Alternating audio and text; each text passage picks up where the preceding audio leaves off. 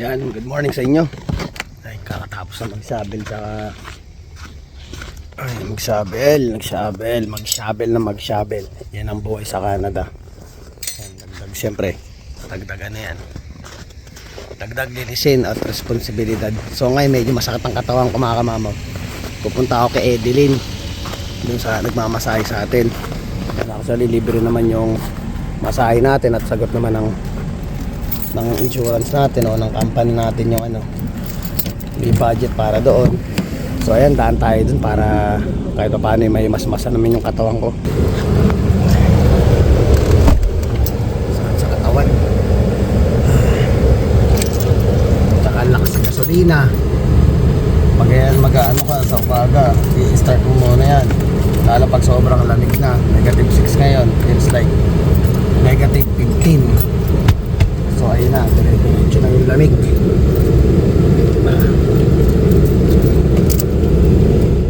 And diretso na yung lamig. Ay naku, sana makakatawa matanggal yung sakit ng katawan ko. Nakakapagod, nakakaawa din si baby. Parang medyo nagbago yung Hindi ko alam, parang nagingipin na si baby Jacob eh. So ayun ngayon, hirap na hirap magpatulog si Mrs. Ay, ngayon lang siya nakahiga dun sa mismong kama. Maganda sinisilip ko sa camera. Bit-bit siya ni Mrs. Gusto ko mong pumasok, kaso nga lang yung mga alaga din nating aso kasi, sa mga hindi nakakaalam, lagi tumatabi sa akin yung matulog. So kung papasok ako dun sa kwarto, nandun sila pareha sa may pinto. Kawawa naman yung mga alaga nating aso ko nandun sa may bungad ng pinto ay walang sabin. Di ba medyo malamig? Di katulad nung pag nandito kami sa sopa, kahit paano warm yung mga alaga natin. So hinayaan ko na lang muna sila Mrs. na silang dalawa dun sa kwarto para yung tahimik ba. Kasi kung nasa labas ang aso at baka mga biglang mag-ingay, magising na naman yung bata. So yun na lang ginawa natin. Nag-stay na lang ako dun sa sopa imbis na tabihan ko yung mag-ina ko para makapagpahinga parehas. So sige mga mama, punta muna tayo dito at makilala nyo yung isa sa pinakamagaling magmasahe dito na Pilipina, dito sa Saskatoon. Yan, tapos na yung masahe. Ay naku, sarap. Medyo gumaan-gaan ang pakaramdam ko at ngayon wala na namang oras para magluto. Bibili na lang muna tayo ng manok natin. Pasok tayo sa Church's Chicken.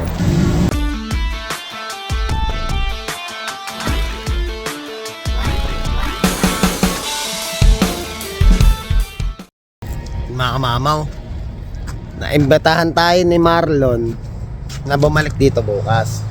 Sabi ko, vlog mo naman kami. So ay nakakatawa mga kamamaw kasi kahit pa paano sa vlog natin, imbis na tayo yung parang may times na tayo yung dapat lumapit,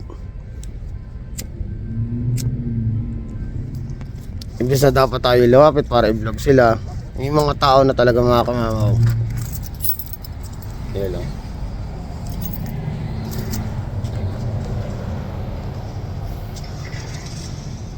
Hinga lang mga kamamaw. May mga tao na talagang ini-invite na si Kamamaw para i-vlog ko sila.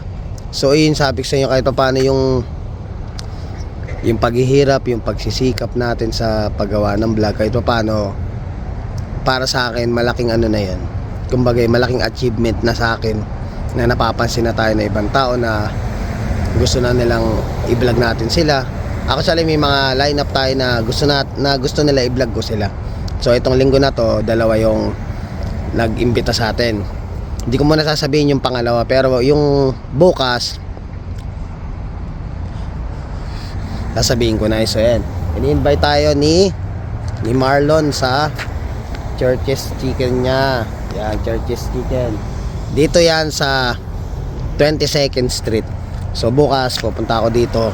At syempre mga kamamaw, for the first time dito sa vlog natin, ililibre tayo ni Marlon.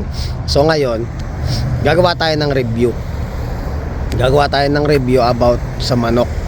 Honestly talaga, doon ko na lang i-explain para mas masarap ang kwentuhan natin mga kamamo. Kaya excited si mama, nabanggit ko lang na na-invite tayo. Sobrang salamat at blessings sa taas. Nakapag-take out na tayo.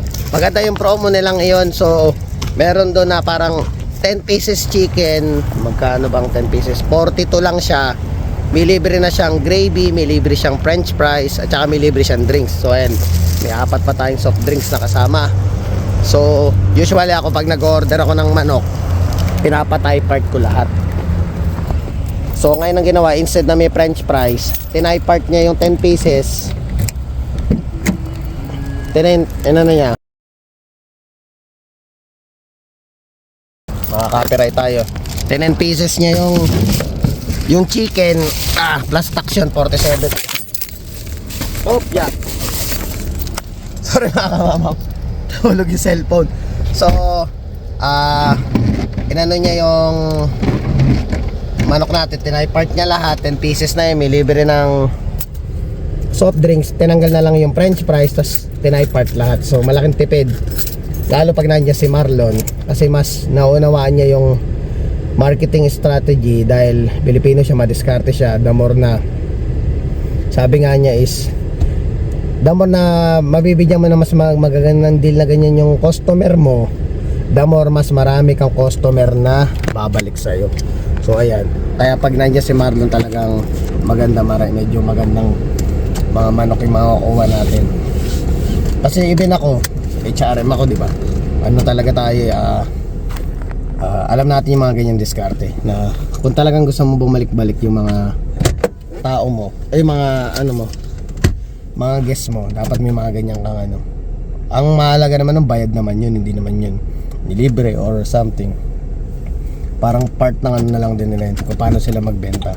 And then ayun, i-share ko na lang din nandun kanina, may First Nation din kasi kanina doon na alam mo lang dito sa mga Canada, sa mga di nakakaalam, yung mga galang First Nation na yan, hindi naman lahat.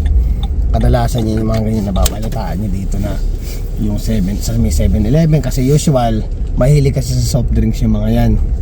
So minsan dito parang normal na lang mga kamama, experience mo yung papasok sa loob ng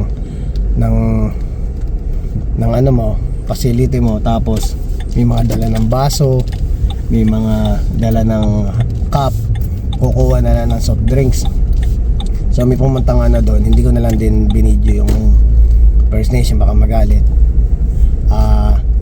Pumasok siya sa loob, may dala siyang sarili niyang cup. Pinigilan siya ni Marlon, sabi ni Marlon, kuha ka na lang ng bagong cup dito, tapos kuha ka na ng soft drinks mo kung gusto mo. Inaano natin, sabihin natin, hindi naman bibili, hindi customer. Ang point ni Marlon doon, kasi yung lugar dito sa may 22nd Street, magulo dito. Isa sa pinakamagulong lugar dito sa Saskatoon dahil maraming First Nation dito. So ginawa niya, kuha ka na lang ng bagong cup, kuha ka ng soft drinks mo kung gusto mo.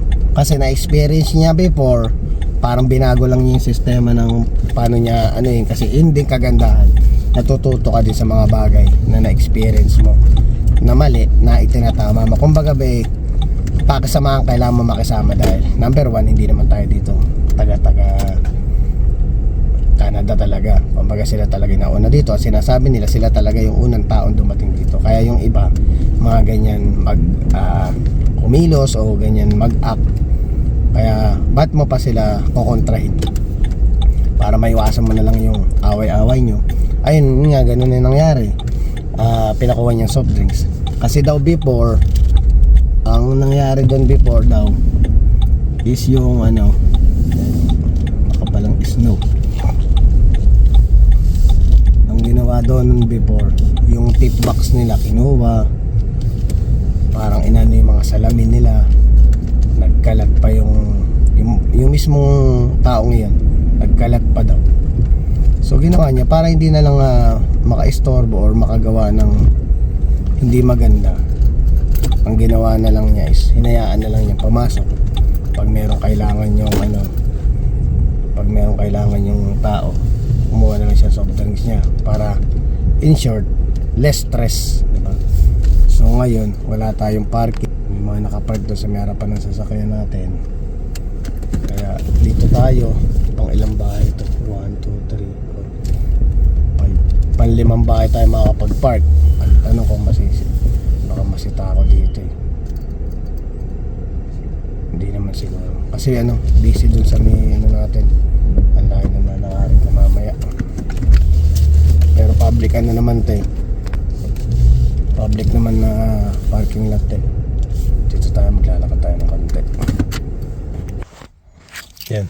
Pwede ko naman na itong mga napamili. So yun ang ginawa niya. Hinayaan na lang niya na kumuha doon ng soft drinks. Di umalis siya, nagpapasalamat pa siya. Sabi pa niya, narinig ko. Kamagalala, hindi na ako manggugulo. So yun ibig sabihin may nagawang maganda yung ating kababayan. Yan, lahi ng pinagparkingan ko. Ay natin. Oh, no, I'm not taking you a picture. I'm doing my vlog. Yeah. So ayan. Lahi ng pinagparkingan ko. Yan, isasabi ko sa inyo na medyo maseselan yung mga tao dito. Akala niya binibidyoan ko siya. Explain ko sa kanya na hindi ko siya binibidyoan. Nagpark kasi sa harapan natin. So ayan, kakain na, magsasaing na muna ako. Kapal ng snow eh. Dito na tayo dumaan. Kapal, kain naman ako.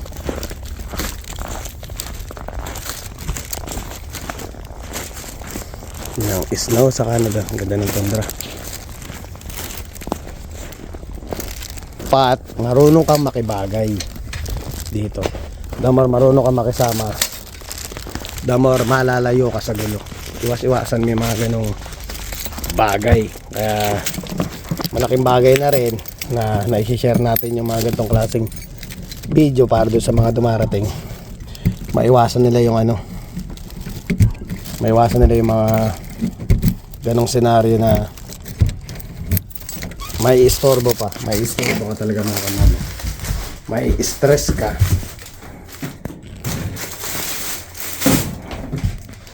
Nakaka-stress yung ganun mga kamam. Kaya iwas-iwasan nyo lang. So ngayon magsasaing na muna ako at para makakain na kami ni Mrs.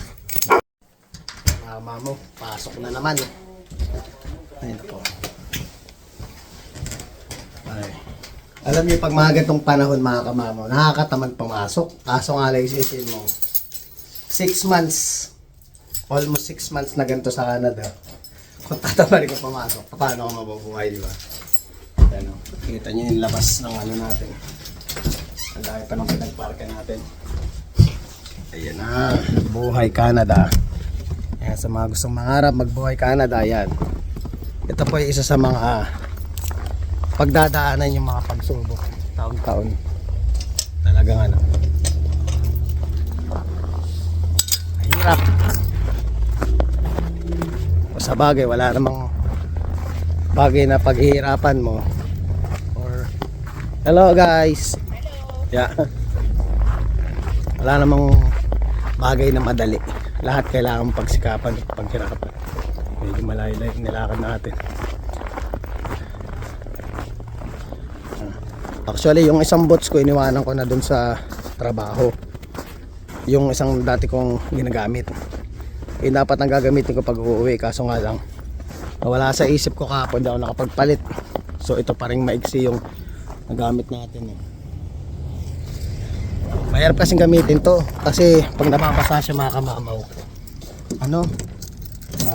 lumalamig yung paa mo, kaya hindi advisable tong pang hindi siya waterproof. Opya siya waterproof.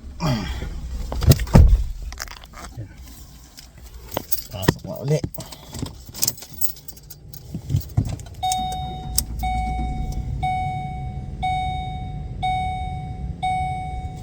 Sinatay pala natin radyo yung sakto. Kasi minsan pagbukas natin baka siya radyo, baka makaperay tayo. So ngayon bubuksan natin yung camera ngayon. Gusto ko kasi nakabukas yung camera pa nagdadrive ako para may record ako kung sakaling may mga insidenteng makikita sa kalsada. At the same time for the safety din nung sa atin, ako sakaling wala kasi tayong dashcam. So set up ko muna yung camera. Yan yung camera natin. Tanggalin mo yung sa may harapan gumagalaw. Ayun siya. 6 months isipin mo. 6 months kang ganito. Pero ganyan talaga ang buhay. May mga bagay na dapat mong pagdaanan para marami kang matutunan. Naunahan tayo ng ito, yung kulay gray na truck naunahan niya tayo sa parking spot natin Buti na lang hindi pa gabi, kasi kung gabi doon ako nag-park medyo nangangamba. Kasi actually dito sa lugar namin medyo magulo kasi talaga dito. Kumbaga wala kang peace of mind. Nakita mo yung yellow. Ayan, nakagitna na yung yellow dyan. Nakaharang na siya, kaya di ka na pwedeng makatawid or maka-overtake basta-basta. Matigas na yan mga kamamaw, sira ang sasakyan mo dyan pag pinilit mong dumaan dyan. Para ka nagtapan ng napakalaking pera mga kamamaw, pinilit mong tumawid dyan, sira ang sasakyan mo. Ay nako. Tsaka kahit pa paano nakita mo sila dyan. Kagandahan dito sa Canada, maagap sila pa nag-winter time. Talagang sila, nakalinis agad. Ayan, maiba pala tayo mga kamama. Minabalitaan din tayo, napanood din natin sa ibang vlogger na nandito sa Canada. Ngayong taon pala, parang ang target pala nila mga kamama is 1.2 million na immigrants daw yung papauwiin. Yung mga yung mga walang papel. Grabe hirap isipin mo, 1.2 million na pamilya na pwedeng din natin alam ang mga buhay nila, kung anong mga plano nila sa buhay. Pero isipin mo, for sure, iisa lang naman ang mithiin ng mga yun, magkaroon ng magandang kinabukasan. So napakahirap mga kamama, papawiin mo. Nga lang, dasal lang natin, hindi naman kasi tayo makasarili mga kamama. Dasal lang na natin na balang araw sana makabalik sila dito at makapagsimula sila ng panibagong buhay katulad natin nung nagsisimula tayo. Ganun sana mangyayari, dahil napakahirap kasi ng buhay actually sa Pilipinas. Kung nasa Pinas ako, hindi ko rin alam mga kamamaw kung magkakaroon tayo ng magandang buhay doon. Although sabihin natin meron tayong trabaho, pero di ko masasabi na na kaya nating maging successful. Ako sa bilang ako, parang hirap. Kaya yung mga nababalita mong ganun minsan mga kamamaw, nalulungkot din ako para sa kanila. Nakakalungkot isipin na papauwiin sila. Dasal-dasal lang, hindi naman tayo papabayaan sa taas. Basta tatandaan nyo palagi pag may mga pagsubok na dumadaan na ganyan, sabihin nyo lagi, in God's will or in God's time. Yan, bibigay ni Lord yan. Lahat naman tayo, hindi naman tayo tinutulugan ni Lord. Hindi natutulog ang Panginoon sa taas. Nandiyan yan palagi para sa atin, para gabayan tayo sa lahat ng oras.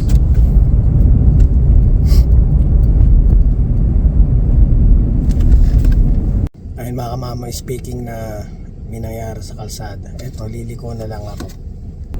Yan yung senaryo ngayon.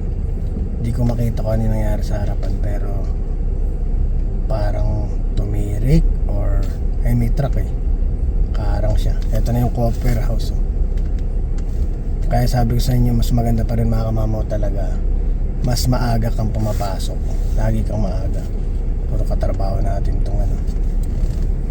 Naan dito sa ano, sa harapan. Yung mga katrabaho natin yung mga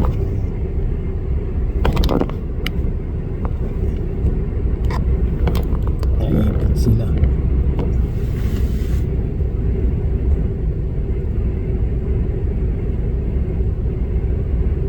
Na-stuck o huminto yung sasakyan na yun.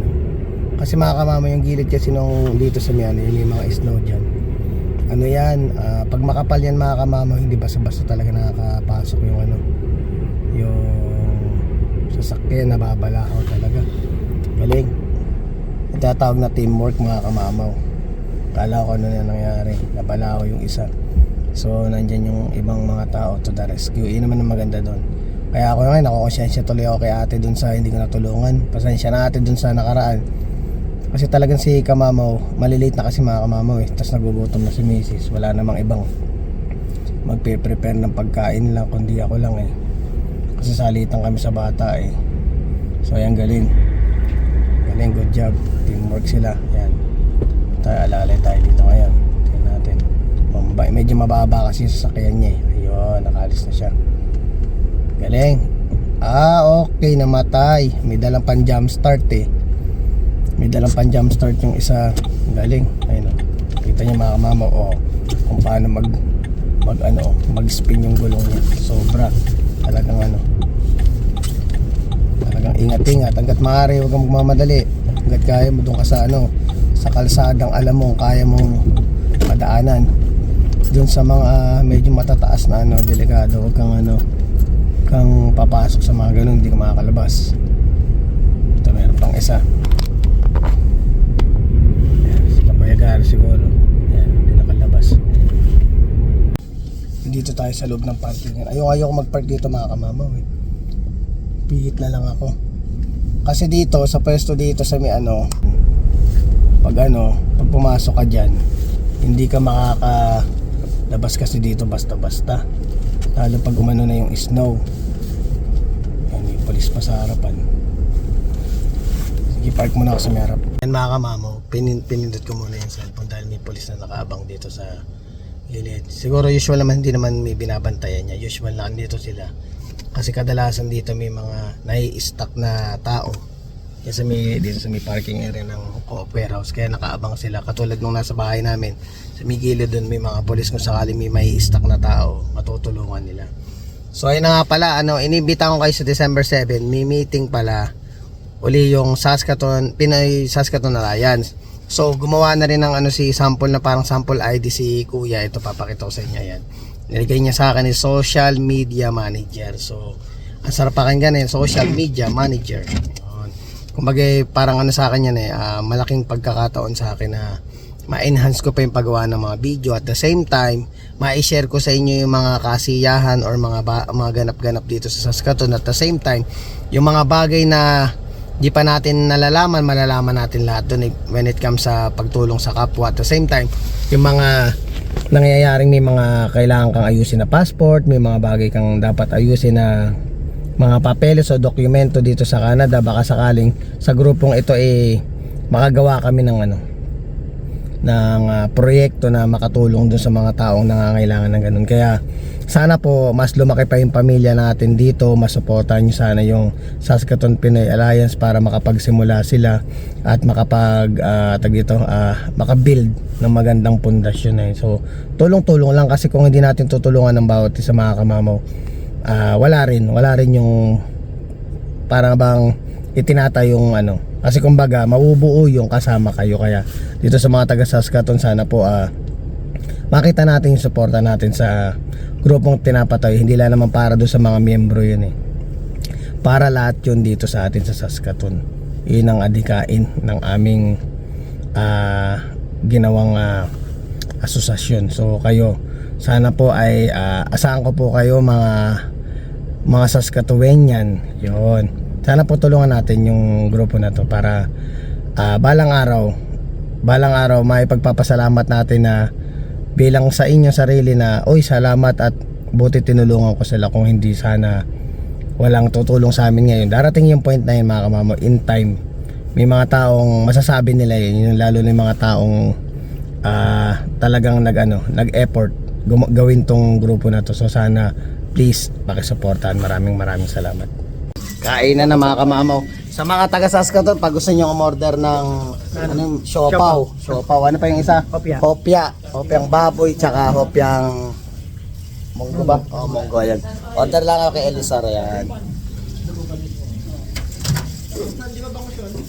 Ganina kasi, nung nag-order pala ng si Macy's. Nag-order siya ng Chen Vietnamese kasi gusto ko ako ng sabaw eh. Pagdating ko, naunahan pa niya tayo mag-order. Pagdating ko sa bahay, meron ng tag dito, tom yum soup, tsaka ito. Yan ang binaon ko. Kasi nga sabi ko malamig kasi, pangontra sa lamig.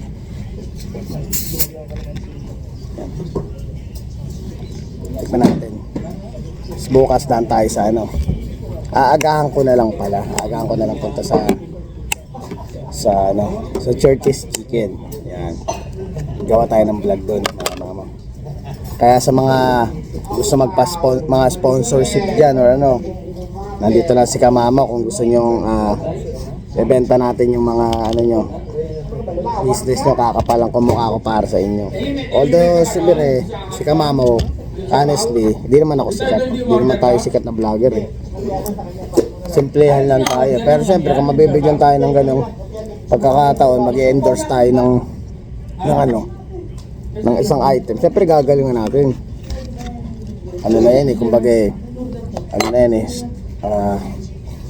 Privilege na, saka magandang pagkakataon na yun eh. Syempre, kung si Kamama ay mahihayin, kakapalang kumukha ko para na-endorse ko lang na maayos. Yan.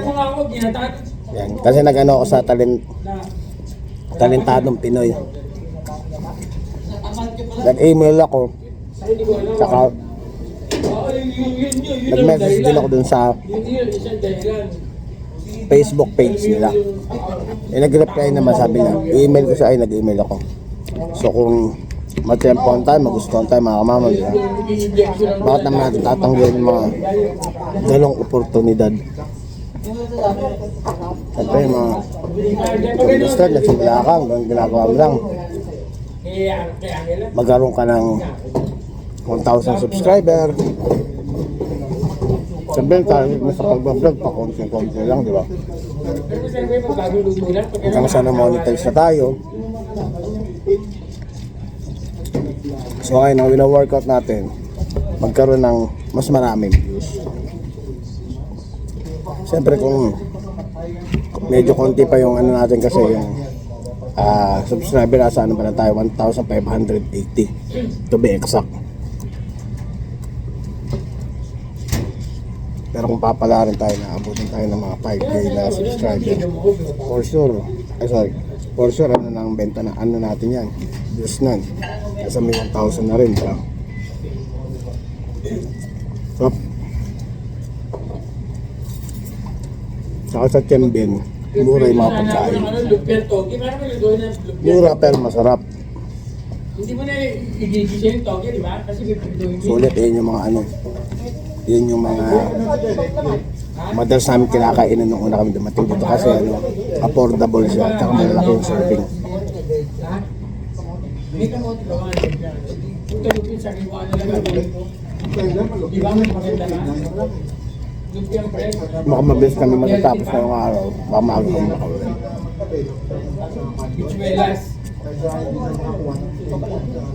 Then bukas day off, papacheck up natin yung anak natin.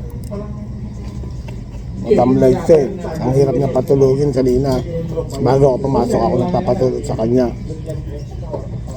Pag umuupo kami, pero hawak ko pa siya nagigising. pag inihiga ni Mrs. Madalang lang yung mahihiga niya, tapos nagigising din. Mga after ilang oras nang gising na. Walang parang yung maregela, pag-usapan na matitinong ito. Parang alam mo yung parang nilalamig. Kasi nga winter, biglang first time niya, di ba, ma-experience niya. Kasi temperature sa bahay, kahit sabihin mo may heater. Siyempre, minsan, may times, malamig talaga. Ay mo na mama. Yan mga kamamo, bago tayo mag-punch out, i-start ko muna yung sasakyan. Yan ang mga dapat natin gawin dahil hindi ka na makakalis agad pag ano. Pag right away mo i-start tapos alis ka, masisira yung makina ng sasakyan.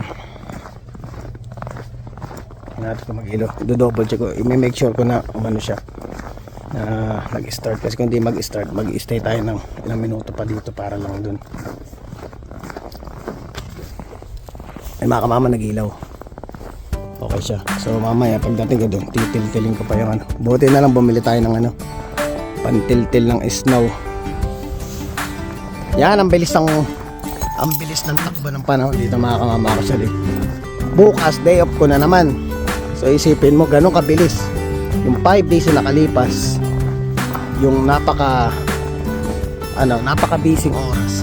Talagang kumbaga dito sa sobrang busy ng mga tao, hindi mo mamamalayan day off mo na naman. So bukas, day off natin, mga ilang, parang feeling mo ilang oras lang ngayon, babalik ka na naman sa trabaho. Ganun kabilis ang pacing ng oras dito sa Canada. Sobrang busy ng mga tao.